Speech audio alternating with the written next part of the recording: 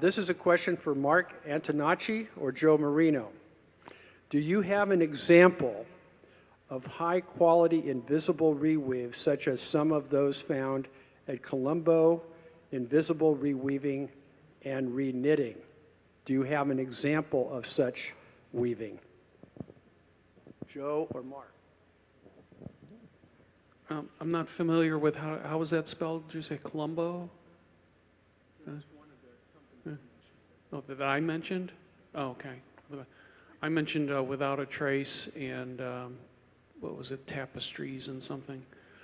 No, I don't actually have. Like Robert Bouden said, have I seen an invisible reweave? Or more accurately, I've not seen it. No, I don't actually have anything concrete in that regard yet. There's a company in Miami, Florida, and New York. If you look on the internet, they claim you never need to throw a suit away because they can always reweave it. So, invisible reweaving. Next question.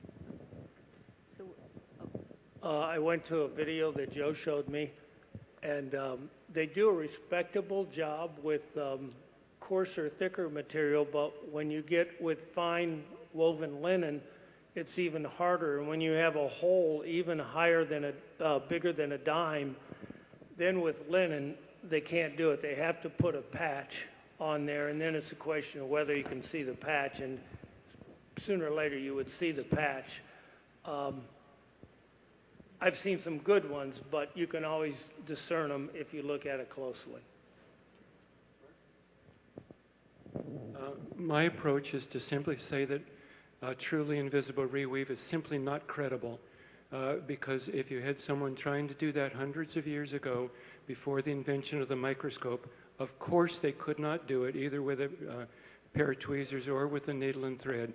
They could not do it, so that, in a sense, that you could not see it today with a high-powered microscope, either on the front or the back. It's simply not credible.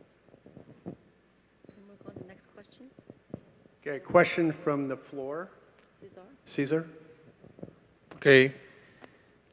The question is, what test can we propose to verify it, for ending the discussion, if the C14 error has its origin in the mending or in the neutron radiation?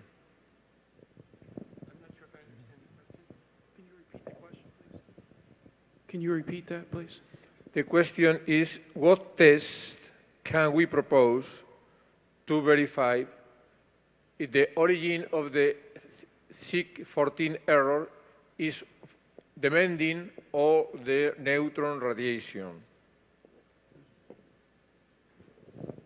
If you test the shroud at the molecular level, you could see what every fiber consists of and what is on every fiber.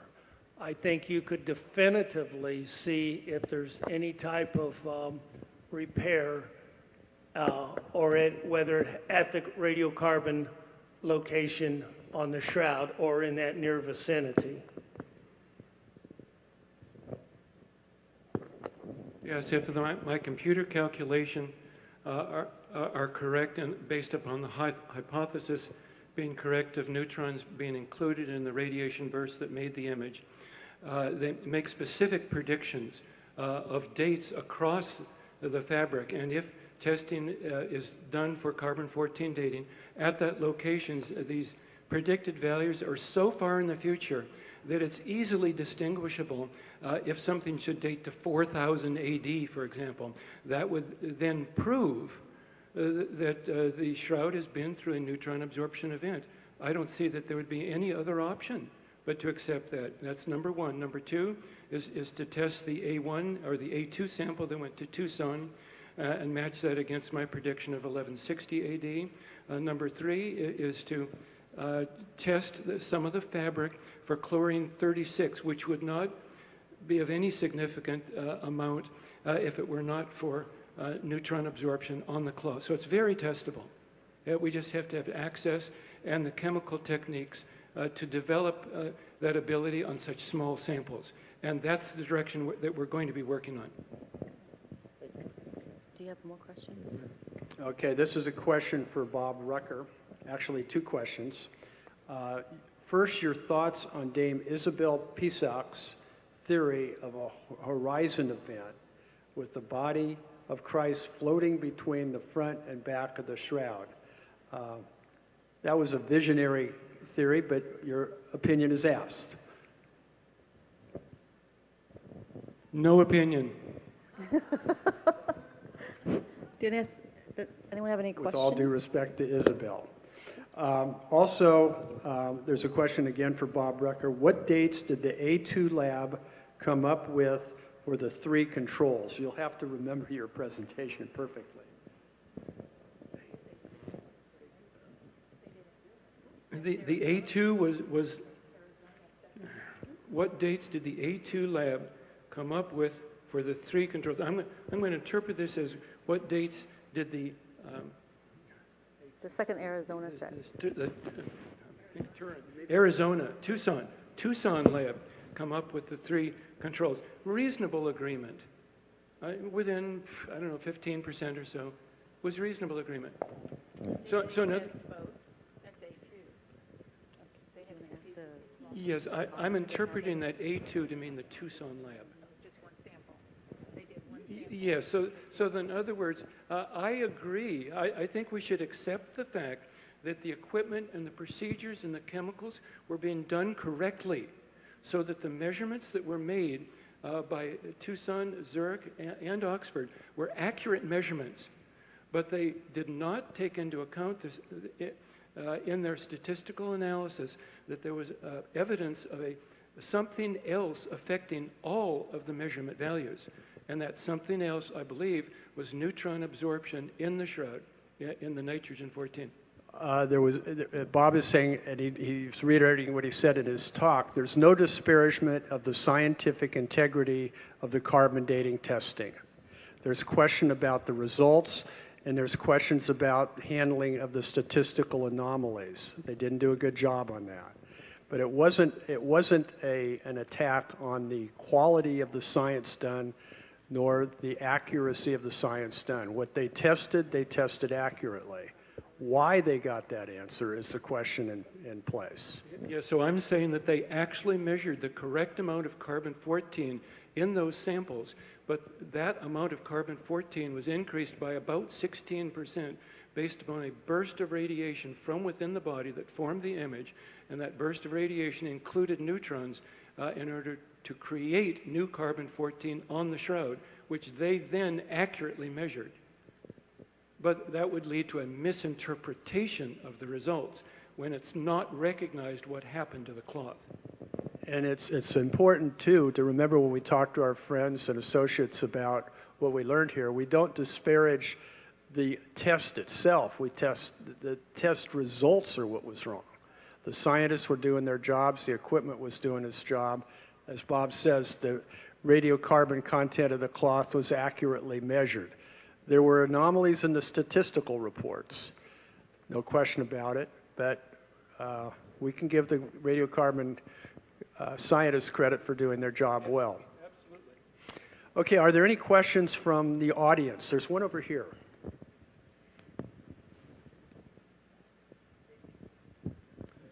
It's the question about the VP8 presentation. You said that the exit wound was down here. How can the exit wound be lower than the entry wound? Thanks. We know that Jesus on the cross was starting to bend over. So as the spear went through the ribs and went through the heart, went out the back as a puncture wound, and came back through to the front. That's on an angle going downward and coming back up. I can't picture that because he was the soldier was down and Jesus was up, and Yes. if that happened, the spear didn't go through the heart then. Yes, it did. It went through the heart, and that was the blood and water gushing forth. but the exit wound was down here. And Oh, if that has blood just as associated with the back. But what came through the front was the blood and water and the other blood serum associated with it. So as the spear went in between the ribs, hit the heart, and went out the back, and then the soldier pulled the sword back, the spear back. In fact, the blood hit his face. So that's how it happened on an angle. And you can see it. I don't know if you saw it quick enough today, but you can see the... Yeah, I believe that the blood in the back is coming from the front one, but I don't see any exit wound. If you go back on the YouTube today, maybe it's on there now, you can see it. Or I can show you a picture later. Okay, thank you. Go ahead. We have a question down there. If I understand, your question is about the blood in the back of the lower back, no? I think this blood is not directly in the body. I think this line of the blood arrived to the cloth when the body was put on the sheet from an edge to the middle to place the body on the sheet, and the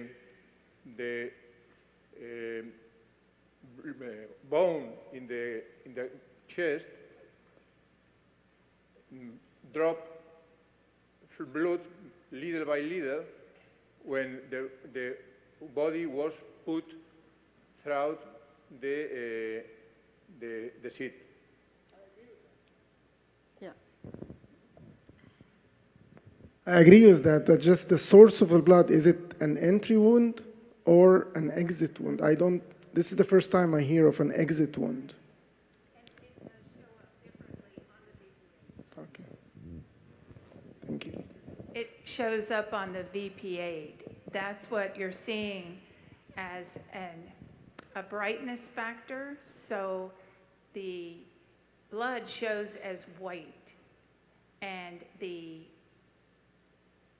density is seen as an XYZ plot on the monitor.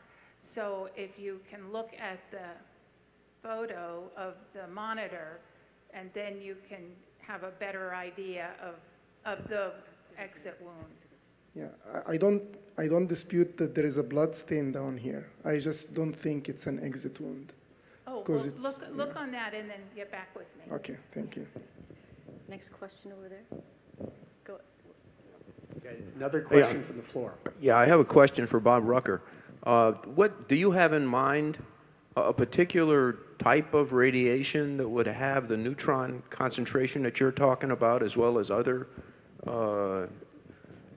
components to it? Or Could you repeat your question again? yes, do you have in mind any particular type of radiation which combines the percentage you describe of neutrons in addition to whatever other types of particles there are in that burst of radiation? Okay. The number of neutrons that would have to be emitted from the body, assuming that a thermal energy and assuming a uniform direction of the neutrons, homogeneous distribution of the emission, all these different assumptions, was 2 times 10 to the 8th neutrons emitted from the body in this burst of radiation. Now, the burst of radiation, I would believe, could include charged particles such as protons and electrons and or ultraviolet. So I'm flexible on that. But it just seems like the hypothesis that neutrons were also included in this burst of radiation answers the 4 different, or is consistent with the 4 different things that we know about the carbon-14 dating as it's related to the shroud and the sudarium. So that in that sense, it's an attractive scientific theory because it's consistent with what we know about reality. It does make very specific predictions that are very testable if we're given a chance. So that this burst of radiation could include charged particles, ultraviolet light, and neutrons. That's what I'm saying. Does that answer the question? Well, what I was going to suggest is if you had in mind a particular example of radiation that we've observed that has a distribution with, you're focusing on the neutrons, and I understand why.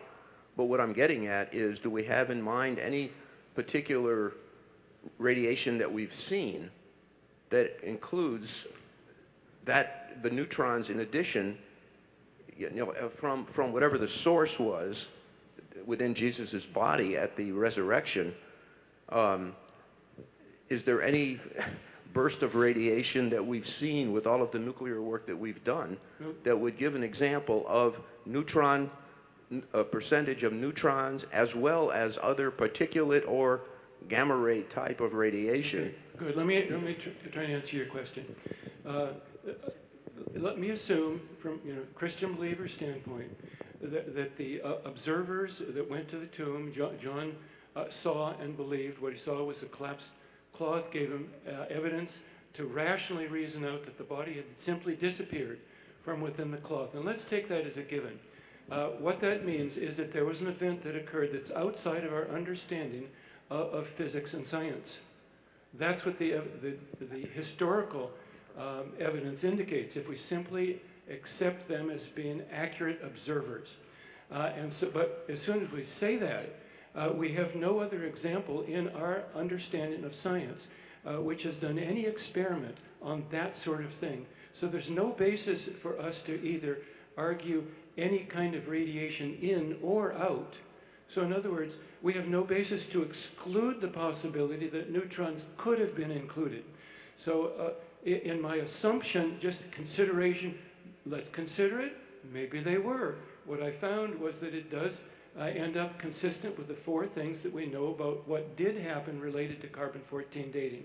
So that's kind of the logic that goes behind it. It's not that I'm driven there based upon something else that I know about science. No, I'm driven in that direction based upon the evidence that's on the shroud and following each piece of evidence where it leads, without being restricted by a presupposition of naturalism.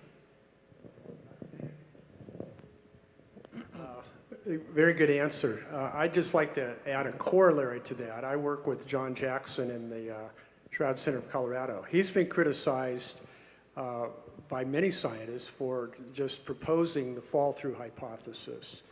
And Jackson's response was exactly what Bob here said. He said, let the shroud speak for itself.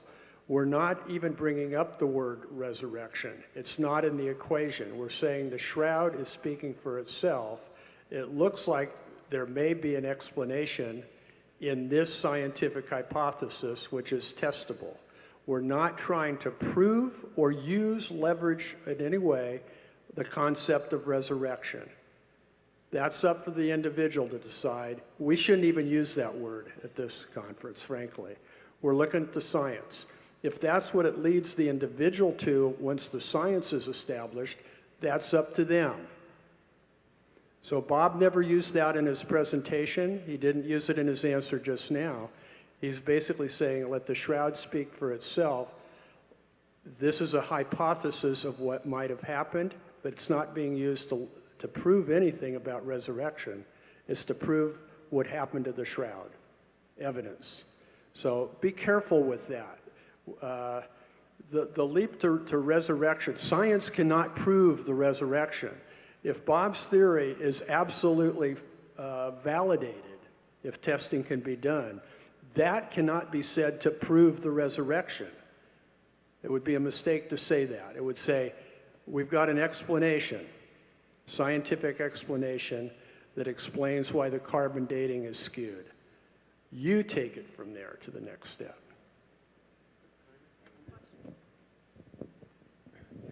I do everything possible not to use the word miracle or supernatural. I don't like those words Everyone talks about them differently. If I had a phone that I could pick up and call Jesus, and I said, I don't like your miracle when you turned water into wine, he might say, what miracle? I can do that anytime I want. Is that a miracle? Maybe not to him at all. So it's all about a miracle. You flew on an airplane 200 years ago. That would be called a miracle because it's inconsistent with the law of gravity. So what's a miracle? We don't know. I think maybe a good definition of a miracle might be it's an event caused by God that we don't understand. So what's considered a miracle might change as a function of time. So they're slippery words here. So it's much better to say that it's an event that's outside of our understanding. It's an event that's outside of our current understanding of physics and science. And to avoid the word resurrection, instead use the phrase, the disappearance of the body from within the shroud. I'd like to mention an analogy that might help. Sometimes science has to make a little leap without all the evidence. And for example, many years ago, science said that there were something called black holes, even though they couldn't see them. And they based that on the fact of the effects. Well, now we can actually see black holes, and the theory was pretty much right that they came up with even before they could actually see them. So that might help a little bit. Analogies always fall a little short, but that might help a little. Yeah, this is a very important discussion. There are a lot of people out in town just knowing that we're having a Shroud convention and conference would say, well, they're in there trying to prove the resurrection. That's the farthest thing from what's taking place here. All we're trying to do is use analytical, scientific methods to let that cloth speak for itself. The religious conclusions of that have to be outside of our purview. We can lead people to maybe think about that, but we have to be very careful. Science cannot prove the resurrection. Bob's experiments can't. That's a different domain. As Bob said, keep miracles, resurrection out of our conversation. Let the shroud speak for itself. In every discipline that we've discussed here, history, medical forensics, the linen cloth, now image formation, we're out in the radiation domain for good reason. There is no other explanation that we've been able to come up with. We've been forced into radiation. So now we're going to let the shroud speak for itself in that domain. And that's exactly what Bob is saying. Next question from the audience. Yes, just in one of the documentaries that's being made here, I was asked a series of science questions, and then I was asked a question to touch the heart. And so, as a believer, so in order to make a clear distinction between science that I had been talking about and my understanding of the Christian faith that I was going into, I said, okay, now I'm going to take off my science hat and I'm going to put on my Christian believer's hat in order to answer from the heart what it means. Let the attorney add a word here. I've had many people say to me that, well, if you had an event in which neutrons or other charged particles or UV or other types of radiation was emitted from a body, that's a miraculous event. It is in the sense that humans can't do that. So you can get in trouble both ways. But if lay people ever use the word miracle, that's what they're talking about, that humans can't do that event. It's impossible for them to do it, or for that to just occur naturally. It would take a deity. It would take God to do that. Okay, question from the audience now. Another question. Yes, this question regards the physicality of, I will call Messiah, at the event. And thinking about Ezekiel's vision of the valley of dry bones, will these bones live? And I'm thinking, what was the physical, Well, there's different ideas, and that is that he turned to something amorphous and the shroud fell through. And I'm thinking, how do we know that? Because, well, later he could walk through doors and become physical, hard,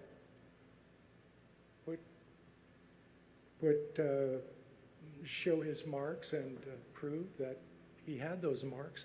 And I wonder, is there any room in the scientific investigation for him to be more physical at the moment of the creation of the shroud? And maybe you've touched on that to some degree, I'm sure, but it's a curiosity. And how did the lesser linen get put in a certain place and the greater be there? And so I hope my question isn't too confused, but what is the physicality of, it's proven that, well, he was physical and this thing happened, but what was the change that took place? Is there any information in that regard or comments?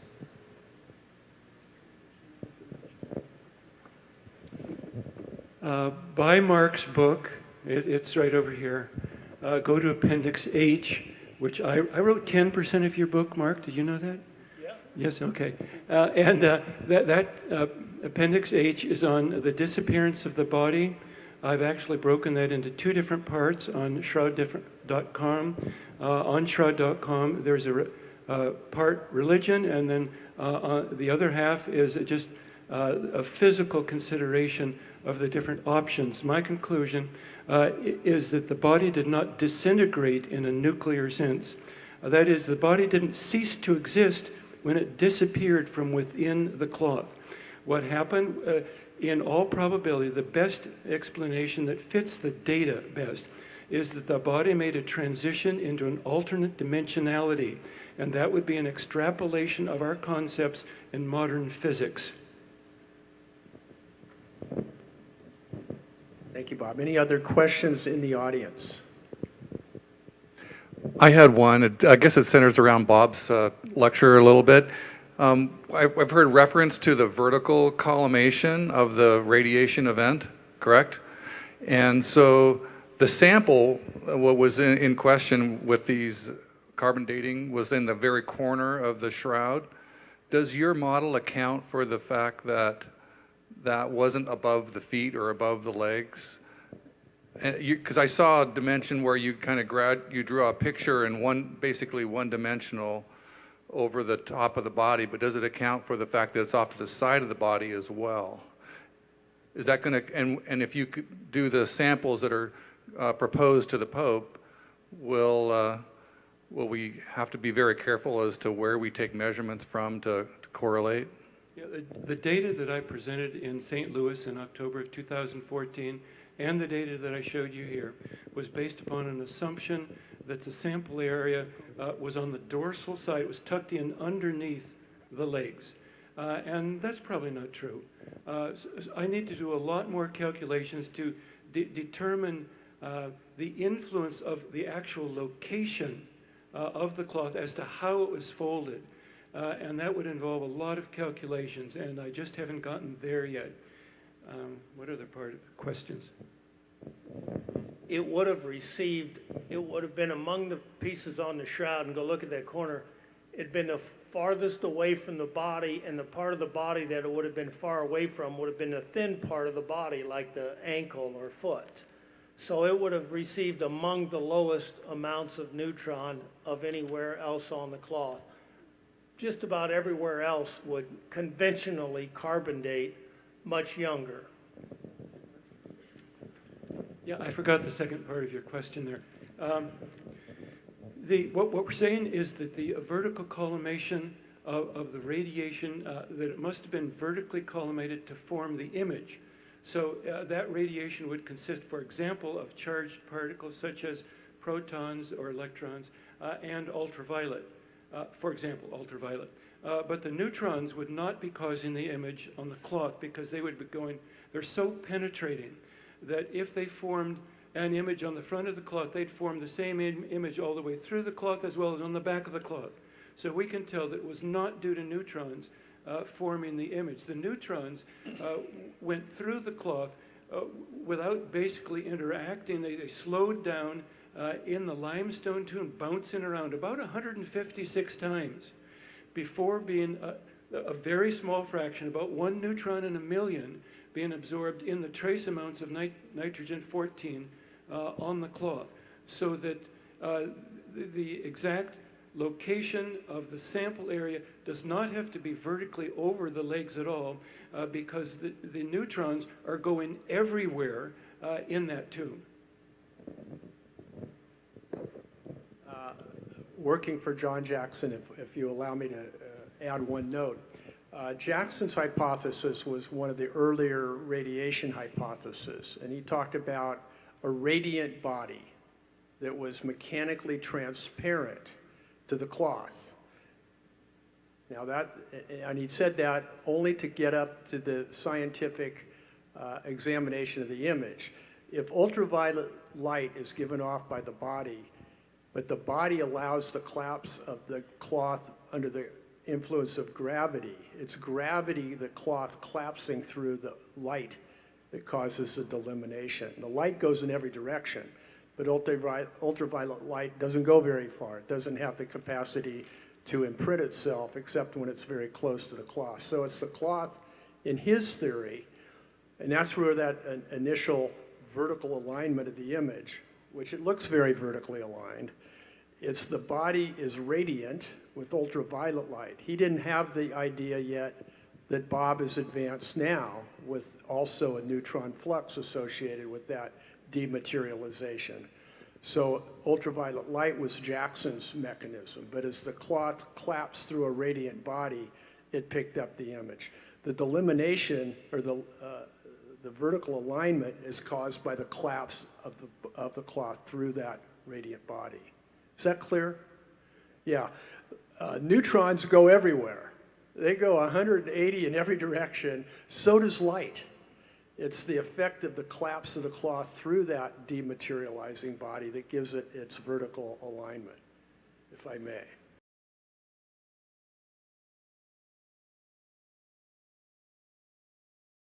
Just a quick comment and a question.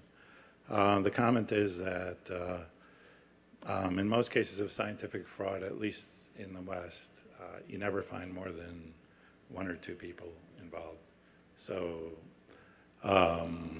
you know, in terms of the carbon-14 dating, it's very unlikely that there was fraud involved. And I guess the comment is to Joe Marino. In the first presentation, you gave a series of well-documented statements indicating that there were problems in the methodology. And then in the second presentation, you seemed to indicate the methodology may have been okay, but that there was reweaving. So I'm wondering which of those possibilities you think is likely. And then in your last slide in your first presentation, you called for redating the Shroud. And yet, in an answer to a question, you said that you can't redate the Shroud because of thymol. So can you just kind of clarify those two? As far as the thymol goes, you may not be able to do another carbon-14 dating. You may be able to do some other sort of dating as the technology advances, and Julio covered some of that. What was your point about the second paper, the invisible reweave, about the methodology? Well, you can argue, you argued in the first paper that there were all these irregularities. Right. And then the second paper you said, well, the problem was, okay, you know, that it was rewoven. So I don't see those as mutually exclusive. I think you could have both.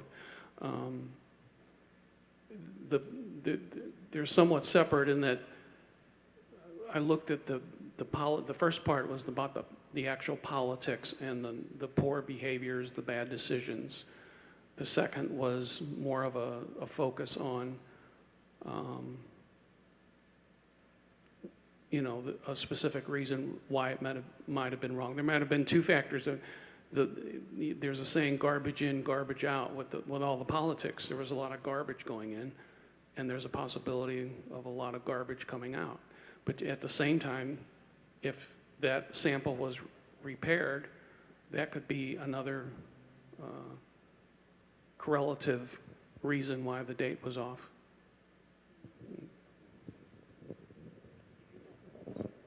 I've talked to a lot of scientists about Ray Rogers' statement that if you put thymol on the lid, that you could never carbon date the shroud accurately again.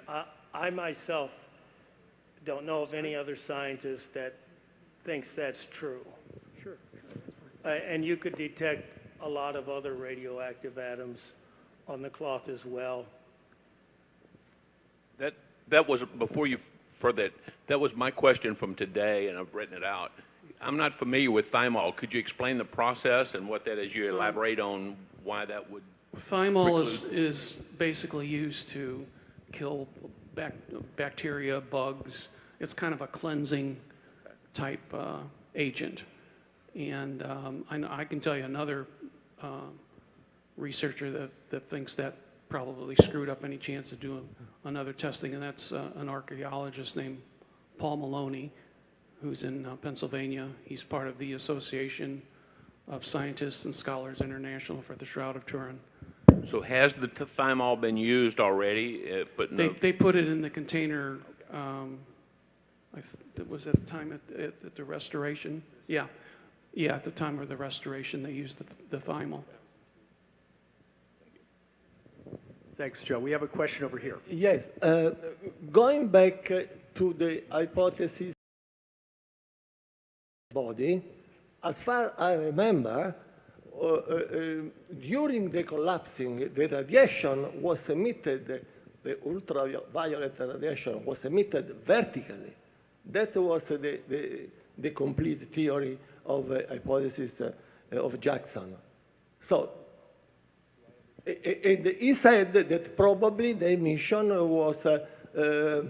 was vertically because of symmetry consideration, because the gravity was vertical. So I remember the original paper of Jackson. So was not isotropic, the radiation, was directional and vertically. The directionality comes from the cloth.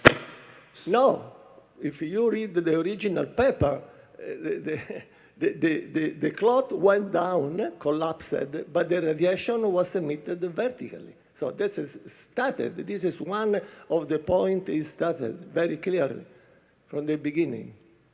This is, okay, I don't have the paper here, but I can look in the computer tonight. You could hypothesize vertically collimated radiation in the cloth collapse hypothesis, but John thinks that's one less assumption that you need to make. And of course you want to come up with an assumption, with a hypothesis that has the least amount of extraordinary assumptions. He wants as many. I got to work with John for a half dozen years. But look, but he wanted to have. Okay, I am a physicist. If the radiation is emitted isotropically, you will have coloration everywhere, even with collapsing cloth. You know, that's clear. In order to have all the radiation just impinging on the right spot, you have the radiation that should be vertical. There is no way out. You could have a cloth collapse hypothesis either way, with uniform directionality of radiation or vertical directionality but of in radiation. in one case, you will not have the resolution you have in the Shroud today. Okay. Thank you for your passion. I think it's a scientific argument. John Jackson today, as of today, holds to the collapse not being delimited, but just radiation. It's the gravity of the collapse the cloth through that space of light that gives it the vertical alignment. You can read his theory, but that's not what we're here to discuss, but it's a good argument, and you're on solid ground. And I'd ask Bob maybe to, when he says the body dematerializes, are you assuming the collapse through a radiation space, or are you thinking delimited vertical alignment of radiation? My view is that the cloth will collapse due to the disappearance of the body, but that collapse of the cloth is irrelevant to the formation of the image. A cloth collapse hypothesis says you can have it both ways. You can get the radiation on the way up, and the cloth can get it as it falls down, and it all takes a fraction of a second.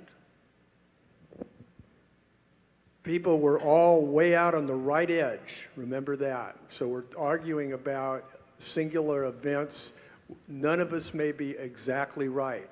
Maybe we're way out on the right edge of hypotheses of how the images, we're forced there. So we've already won the argument by having this argument, in a sense. Next question from the floor. Hello? Is there audio?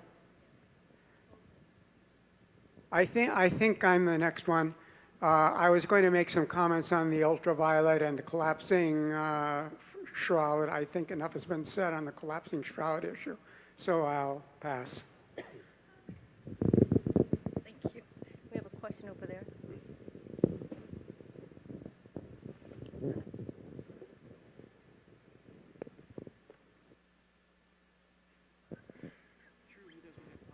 How did you get the thing going?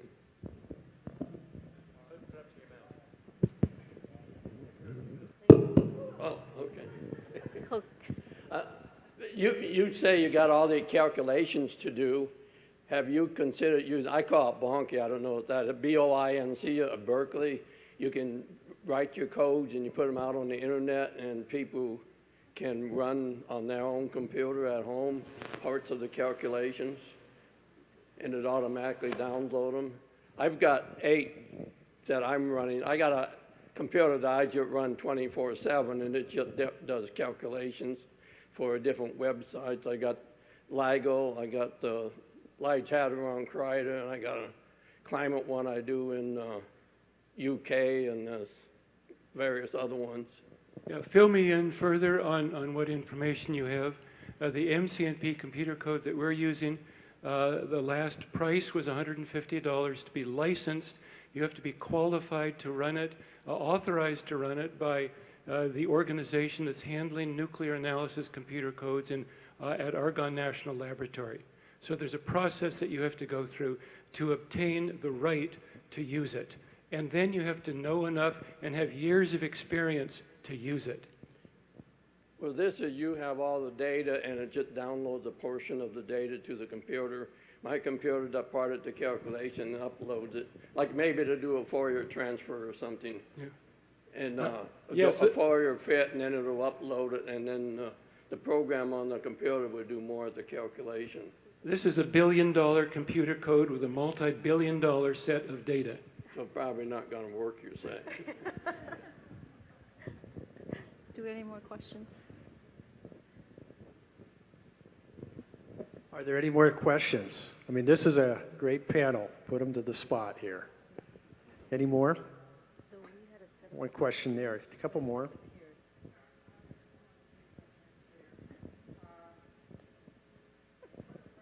Wait for the mic so everybody can hear your question.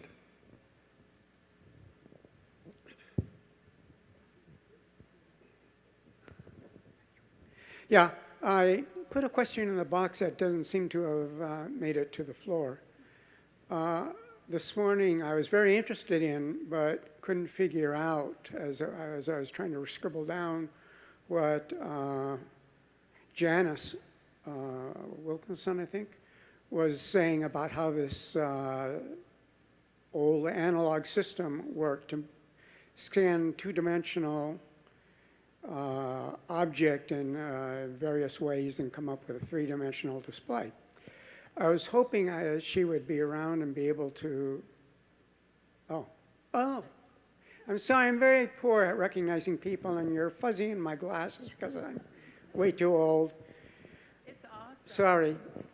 I have to. Is there a simple way to explain exactly how the scan goes and things are put together? I mean, it's got to start with a bunch of 2D images, right? Well, can you hear me? Yes, I can hear you. Okay. It is mind-boggling.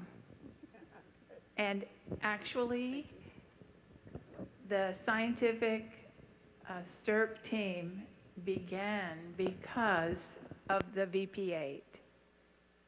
Because those scientists knew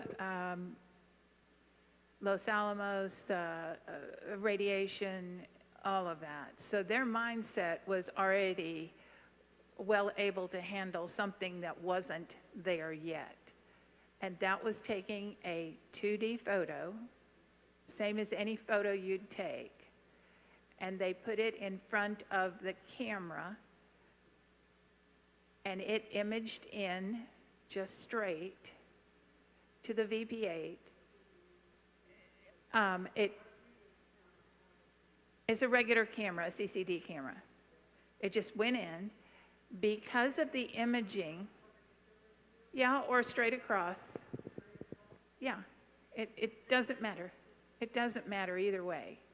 You just get it into this analog system, and what happens is that it looks at the brightness, and because of that, it takes a brightness map, you might say, and then on the oscillator, it shows the dimension of height, length, and depth.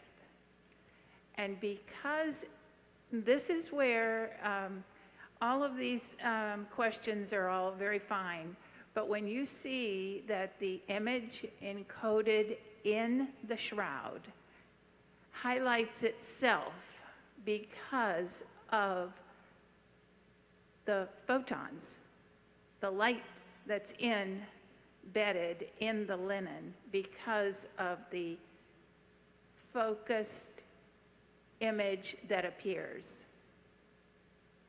Because of that, you get a depth perception that looks like 3D. So today, I don't know if you do computer gaming or any of that.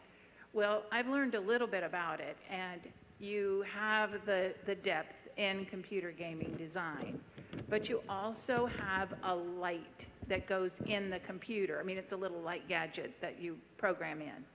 But inside the shroud, we only had 2.5 centimeters to make this image.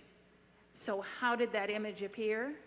And what do we see because of the VPA? We see the brightness.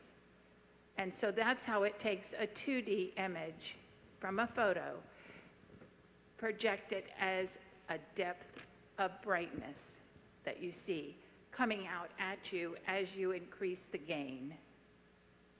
So I know we didn't have much time for it today, but if you go back and look at the video that's on the YouTube, you'll see it emerging, and you'll see the blood, which then becomes white because it's white on black, darkness. You see it emerging at you. So it is unbelievable. So we have time for one more question.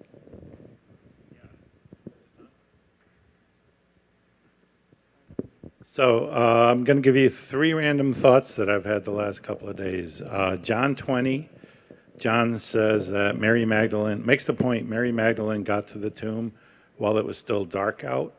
Do you think he's trying to emphasize why she didn't see the claws?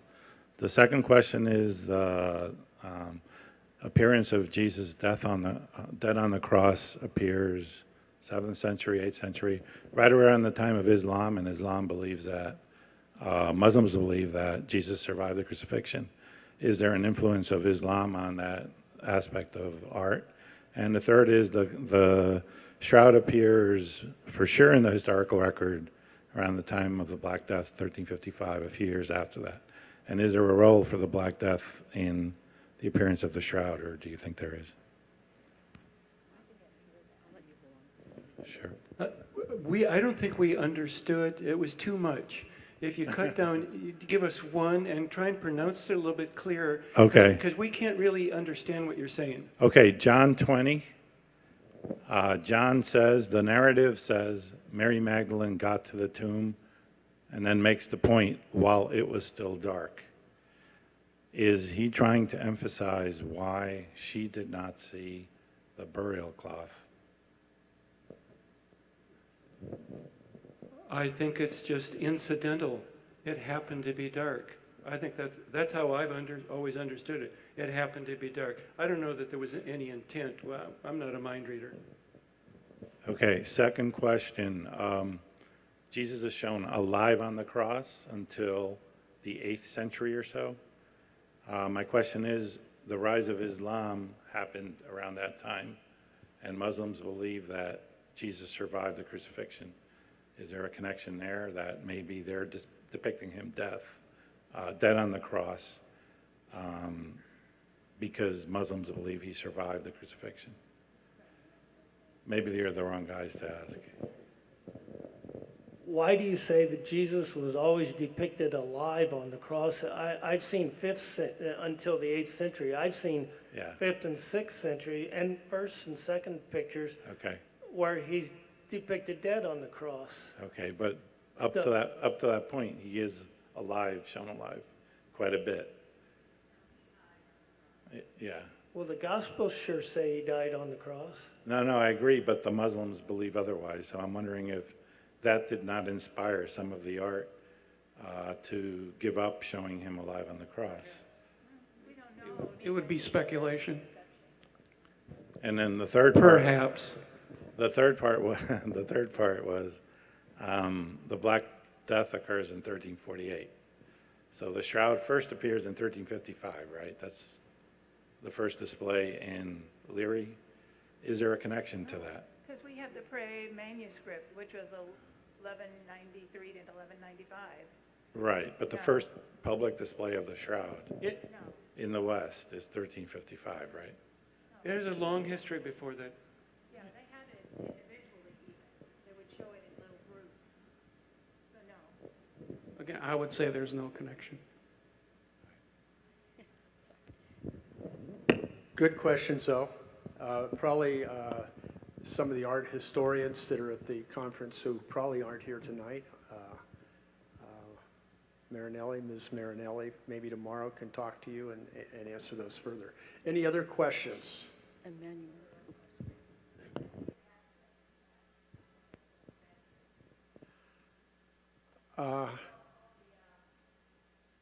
Can you migrate to a microphone right over here?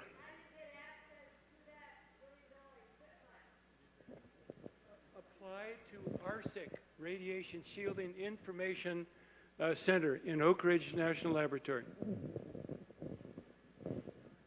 and be part of some kind of a company or something, or long. Well, I was associated with an organization that was recognized by them to have a legitimate need to do it.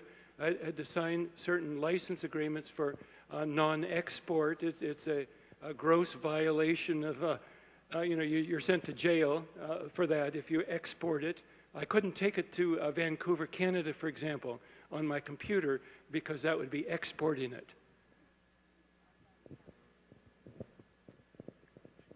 We've been told by our moderator right here that we're out of time. Unless there's a pressing question, we'll take one more. Otherwise, take it to a private discussion with these presenters. I'm sure they would like to answer any questions you have tomorrow. There is one in the back.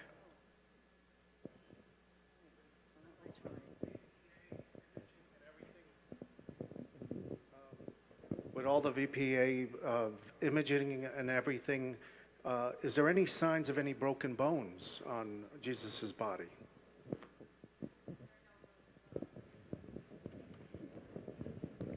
Easy one. Yeah, the answer from up here was no, there's no evidence of broken bones. Evidence, no evidence. That's it. Okay, thank you very much for sticking around late. It is late. We'll see you bright and early tomorrow morning.